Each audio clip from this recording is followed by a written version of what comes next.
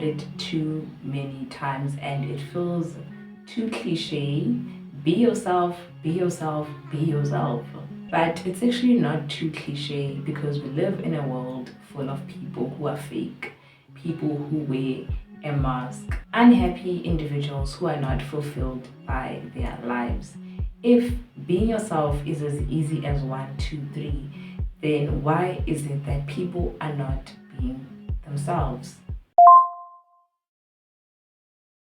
There's things that contribute to people not being themselves and choosing to wear a mask and choosing to act a certain way, because being yourself can feel like it's too much at times. Which is why I want to get into the 3 reasons why people sometimes struggle to be themselves, or people choose not to be themselves. Being yourself means that you're gonna have to face everything that has to do with you. You're gonna have to face your trauma, your insecurities, the things that make you feel uncomfortable. You're gonna have to work through stuff that you don't wanna work through. If there's certain stuff that you've been running away from and avoiding, it means that you're gonna have to face them. Because when you come home to yourself, you come home to whatever mess that you find, whatever chaos that you're gonna find. Or if like you are at your happiest version of yourself, you're gonna find a very peaceful mental state. If we're being honest, healing is not easy, and healing is not something that they wanna do. Some people don't wanna put in the amount of work and the amount of time that it takes to actually heal. So it's better for you to just avoid things and just not deal with them. And in order to avoid things and just not deal with them, it means that you're gonna have to wear a mask. You're gonna have to be someone that you are not. You need a reality that you need to escape from, right? So this is why people choose not to be themselves, because now being yourself means everything else has to come into play, and you might find that you don't even feel ready, or you feel like you don't have whatever it takes to deal with what comes with being yourself. And I feel like I relate so much to this, because with me, when I first started working on my healing journey, right, I understood that I'm gonna have to face things that I didn't wanna face, and there were a lot of things that I didn't wanna face. But then I had to do it because I spent so many months, I couldn't sleep and I was so anxious, like it was just a lot for me and I wanted it to stop. So I knew that in order for me to be in a better space mentally, I have to go through it. I can't go over it, I have to go through it. So I allowed myself to go through all of the emotions, and I chose to be honest with myself. I chose to accept that, okay, if I'm feeling hurt, then I'm hurt. If I'm feeling ashamed, then I am ashamed. And sometimes people don't want to face their feelings, right? You might find yourself in a situation that is very much humiliating. But because that situation is humiliating, but then you don't want to feel the feeling of humiliation, it's just not nice. So you're not going to accept it out loud. You're not going to say it out loud that, oh, I felt humiliated. So instead, you're just going to suppress it and just put it down and just move on with life. And if we're being honest in some way, sometimes it feels better to just avoid stuff than to face them, because it's like the moment you start digging, right, you will find bigger problems, and the more you dig, the more you find problems. Because with me, right, I thought that, oh, after working through a few issues, I thought that, oh, okay, life will feel better, I'm gonna be in a better space. But no, it's like I opened a whole entire can of worms. Now I'm realizing things about myself. I'm seeing things about myself that I didn't even realize before, because they were so covered up or suppressed by all the big problems that I had. Because I see it as, you see, when you have a garden, right, and then there's like these big trees, like these tall big trees, right, and those big trees are the problem. They're your trauma, they are everything that you went through, insecurities, right, your big insecurities. So when you decide to work on your garden and you start chopping down all the trees, and you chop and you chop and you chop all of the trees, that's when you start to see what's actually at the bottom, right? And at the bottom, that's where you find the weeds. And now you have to deal with the weeds, right? And then you start removing them individually, you remove a few, right? And then after a while, you think that, okay, life is going to get better. And then all of a sudden, you can see other weeds are growing too. And then you're like, okay, where does this trauma come from? Where does this insecurity come from? And then now you have to deal with it. You have to now get the root of the problem, because if you don't remove it from the root, right, it's gonna come back again. And the reason why you couldn't see that small trauma, that small insecurity, right, it was because it didn't get enough sunlight, right? It was just so overshadowed by all the big trees. But now it got an opportunity to shine because there's nothing else, right, standing in its way. So that's when you start to see all of these little traumas, these little insecurities. So basically, like, it's just a lot of work. Healing is just a lot of work, and it's an ongoing like process. It keeps on going on and on and on and on. Like, I don't know if there's an end to the cycle, but then other than that, I feel like for me, it's something that's worth it. Right? Because like you get to be in a better space, you get to know yourself better, and as much as you get to see your troubles, right, you also get to understand the things that you are good at. I think this next point is something that I have already touched on the previous point, right? Is that literally being yourself, it does require a lot of work. And I mean, when I think of the work that I had to put into being myself, it means that I have to do the heavy lifting, right?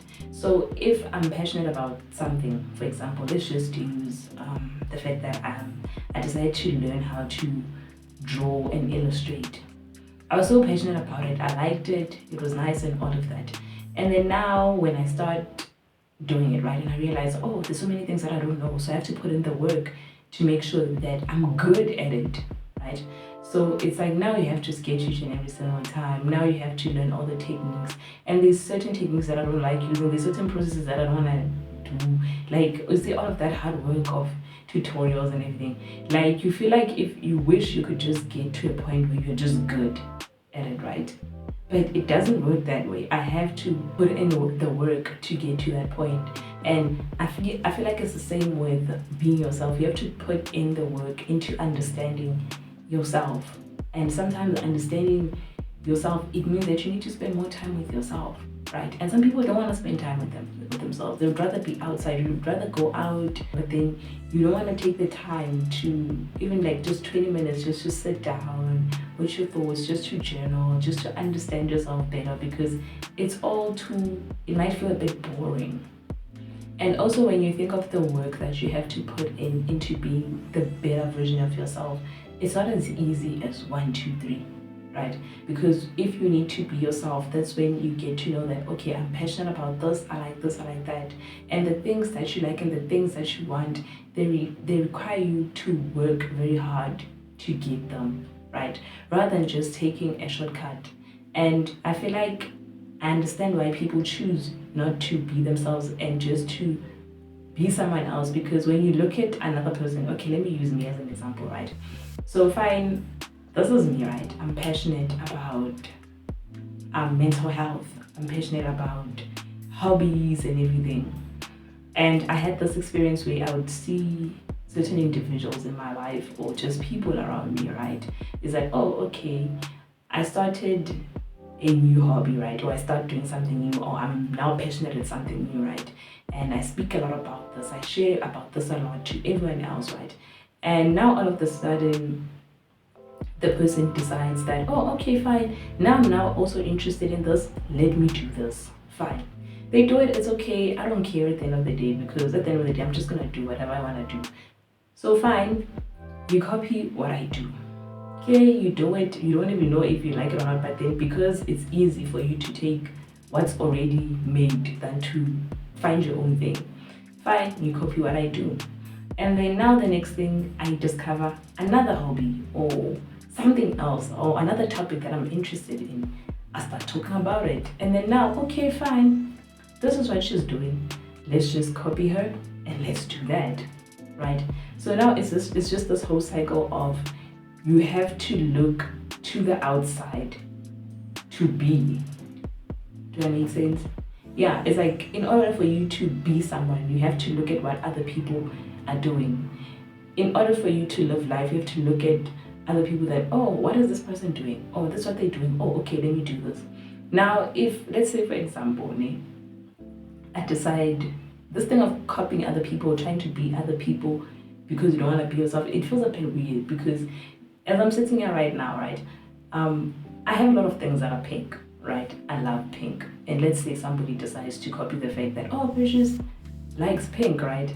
But then recently I got to understand that actually I don't like pink, right? The reason why I love pink, do I even make sense? But I won't make sense. The reason why I have so many pink stuff is because growing up, right, my mom used to buy me a lot of pink stuff.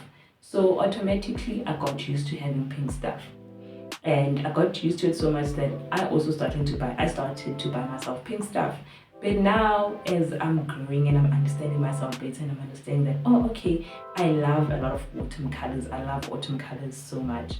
And it's something that I spoke about in my previous video, that I love yellows, I love the browns, I love the oranges, and especially burnt orange, something that I mentioned. So now it's like, oh, okay, so if I'm making the shift and you're already copying me, right? So it means that, oh, all of a sudden you're gonna decide that, oh, okay, fine, no more pink. Now you're working with a new color. And what if someone else asks you, okay, why is it that you like this color? Why is it that you don't like a specific thing? You're not gonna have a reason because you're just copying and pasting. And I can see that it's so easy for other people to do that. It's so easy to just copy and paste, but then is it worth it at the end of the day? It's not, because it's just temporal. You're doing something that you don't even know if you like or not. And I feel like what makes it worse is that when you do something that is not aligned with you, right? And people around you, they start cheering on you. And they're like, oh no, keep on going, hey, keep on doing it, hey, you're doing a great job. And mind you, that time they're cheering on you and you're going in the wrong direction because that is not something that's meant for you. So imagine the day that you discover that, oh, okay, this is not for me. And then when you look back at the journey that you're gonna have to walk to find your own path, it's gonna take longer. I feel like all the points that I'm mentioning, I feel like they just tie in together in some way, because this last point, right, it ties back to the fact that people validating you in a sense of when you're doing something wrong and people are clapping for you, and I think that you're doing the right thing because, oh, okay, everyone is clapping for me, everyone is reacting to what I'm doing. Like, one thing I've found to be true, right, I realized is that some people, or rather most of the time, or unhealed people, and especially if you're around unhealed people, right, they will celebrate you as long as whatever that you do doesn't threaten their lives. So it means that you always have to be beneath them. You shouldn't do better than them. And in order for you to be beneath someone, you have to move in the wrong direction. Because there's something that is so powerful about someone who is living an aligned life. There's something so powerful about someone who's walking their path, because it means that their success is actually guaranteed. And someone who's moving in their path, who's living a life that is meant for them, who is aligned in each and every single thing, most of the time you are a healed version of yourself. And to people who are unhealed, you're actually a threat. So it's like when you are walking on the right path, most of the time people are not going to validate you. Most of the time people are not going to clap for you. Most of the time things are going to feel like they're falling apart. It's going to feel like, okay, this is not working. Nothing is going well for me in life. But that is just how it is, because you have to believe in yourself. Everything has to be internal. You have to validate yourself. And I feel like sometimes people choose not to be themselves, because when you be yourself, you're going to be judged. When you be yourself, you're not going to get the validation. When you be yourself, you'll be seen as weird, as awkward, that, okay, can you see how she is? Oh, okay, we're not going to hang out with her. When you be yourself, you find things that you don't even like. One thing that I realized with myself is that when I started to be more of myself, right, I lost like a couple of friends. And also another thing that I lost is the fact that I found myself drifting away from people, right? Because I'm realizing that, okay, I can't be around certain energy, right? It's like I know what I need in my life. I know that the kind of person that I want to be needs me to be at my healthiest mentally. So I can't be around people who are gonna belittle me. And I'm not gonna sit and tolerate people on the name of, oh, okay, you have to look like you have friends. There's nothing wrong with not having friends in some way. And I've already gotten used to the fact that most of the stuff that I do, or most of the stuff that I'm passionate about, not a lot of people are going to clap for me. A lot of people are going to be like, ah, okay, you're doing well. Like, I just do it. As long as I like it, then that's enough for me. That's enough for me. But people are always going to compliment you when you are doing something that benefits them. And it has to be something that doesn't threaten their lives, right? So if you start doing something that feels like a threat, then nobody's going to clap for you. Also, another thing that I don't like so much, and I feel like I've been this person before, it is the victim mindset. I don't like it so much because being a victim sabotages you more than anything. Because if you're going to operate from the mindset that each and every single time you have to be a victim, you're not even going to be able to see when people are giving you constructive criticism. You're going to take it as, okay, they're trying to be mean, they're trying to bring me down. No. And having a victim mindset, someone who has a victim mindset, that mindset doesn't want to hear the truth. The only thing that you want to hear, it is what you want to hear. The only thing that you want to hear is something that something that will make you feel good about yourself. And if you having a victim mindset benefits the people around you, they're going to keep on cheering on you. That, yeah, this person did 1, 2, and 3 to you. They're wrong. You are right. Or you start doing something and it's bad for you, but you're like, okay, I'm comfortable doing it. I love doing it. They're going to be like, yeah, do what you love. Because it doesn't threaten them in any way. So basically, it's like being yourself, you're gonna have to accept that you're not gonna be liked as much, and also there'll be no form of validation. Nobody will validate you. At this point in life, like I don't even expect validation, even from people who are close to me. I don't even seek validation. Even when I have like ideas or I have things that I wanna try, these things that I wanna do, I just do them and keep quiet. And if they see, they see. If they don't see. That's just how it is. But sometimes I do mention that, oh, I tried something new, and that's it. Just the sake of mentioning to the people who are close to me. But other than that, I don't expect them to validate me. I don't expect them to say that, you're doing a great job or whatsoever. I have to believe that I'm doing a great job.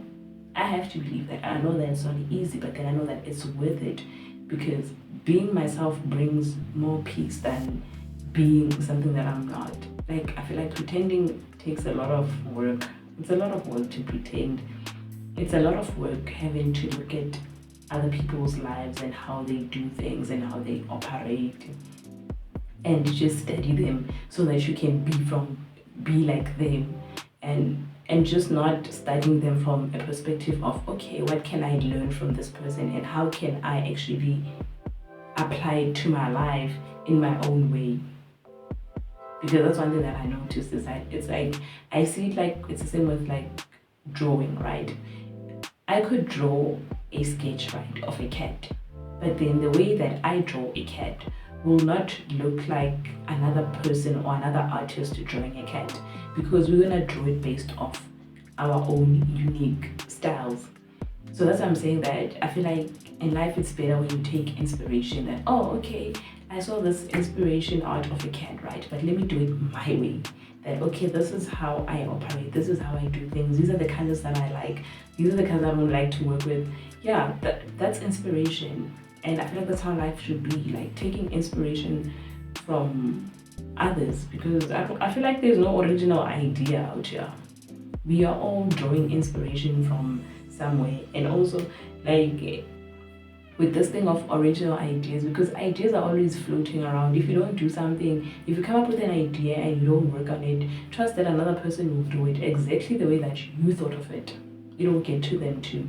So ideas are just stuff that are floating around, but how you execute it, it's all based on you and your style and your personality. And if you have to look to the outside to do things, then that's how your life is always going to be. Life will always feel unfulfilled, unhappy. But at the same time, I'm not judging, right? Because I understand that getting to this point of being yourself and being comfortable in your own skin, it takes a lot of work.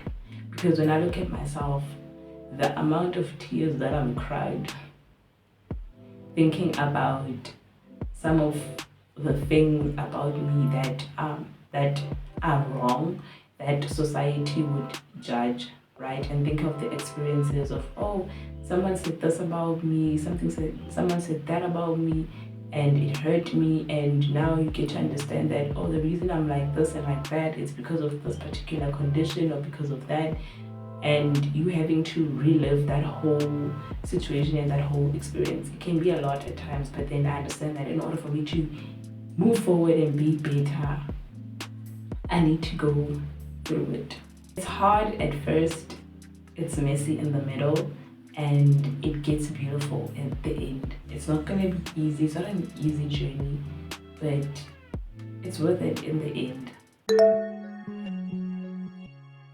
Thank you so much for watching this video. Please do ensure that you like, subscribe, and comment until we meet again on the next video.